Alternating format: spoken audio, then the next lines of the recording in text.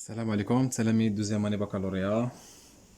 مرحبا بكم في هذا الفيديو اللي غادي نديرو فيها التصحيح ديال التمرين رقم 13 من الكتاب المدرسي المفيد في الرياضيات. هذا الفيديو هو فيه اكزرسيس سؤال واحد كيقول مونطري كو لا فونكسيون اف ني با كونتينيو اون اكس 0 ايكال 1. هنا في هذا الفيديو غادي نعرفوا باللي كيفاش كنبينوا ان الداله غير متصله في واحد النقطه. عطاونا لا فونكسيون ديالنا اللي هي اكس راسين كاري دو اكس او كاري بلس اكس بلس 2 موان 2 على اكس موان 1. قالوا لنا نبينوا انها ما متصلاش في واحد، خصنا نحسبوا الليميت عند واحد. انا حسبت الليميت عند واحد وقلت لكم ديما ملي كيكون الجذر خصك تفكر في المرافق. انا درت المرافق ديال ناقص جوج ضربته في راسين كاري ديال اكس كاري بلس اكس بلس 2 بلس 2. هذا هو المرافق ديال هذا.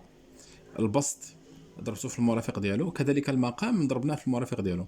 غير من الاحسن الشباب اكس ناقص واحد اللي عندك في المقام ديرها بين قوسين باش المصحح ما يعرف بلي ان راه اكس ناقص واحد كامل هو اللي الجداء ديال هذا.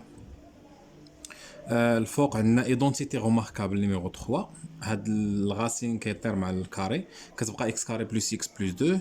هذه كتطلع للكاري كتولي موان 4. من اللي حسبناها لقيناها هكا اكس كاري بلس اكس موان 2 لان بلس 2 موان 4 اللي هي موان 2.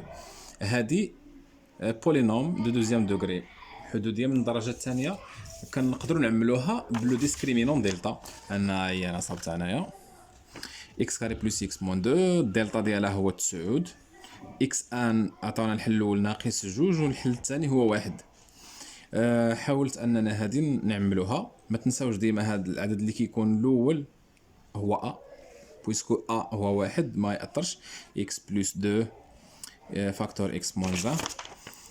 انا حطيتها بلاصتها اكس بلس 2 اكس موان 1. هنا كاين عندي واحد الاختزال ديال اكس موان 1 مع اكس موان 1. راه الهدف ديالنا من لي ليميت هو نحيدو لي فورم انديتيرميني. خاصك تحيد الشكل غير محدد. بقات لي في البسط اكس بلس 2 في المقام هذا التعبير. مباشره من غادي نعوض بواحد، غادي نلقى واحد زائد جوج هو 3. غنعوض هنا بجوج بواحد. واحد زائد واحد جوج، جوج زائد جوج 4. غاسين كاري دو 4 هو جوج، جوج زائد جوج 4. شنو لقينا؟